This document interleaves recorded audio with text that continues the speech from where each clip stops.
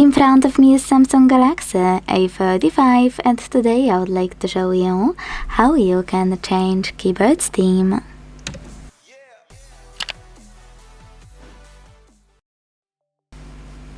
To change Samsung keyboard theme, you need to begin by launching Settings and scrolling until you see General Management. Click on it. Tap on Samsung Keyboard Settings. And when you're ready, scroll to access theme section available here. Now tap on any of those and go back. Your changes will be automatically applied. Thanks so much for watching. If you enjoyed this video, leave a like, comment and subscribe. Bye!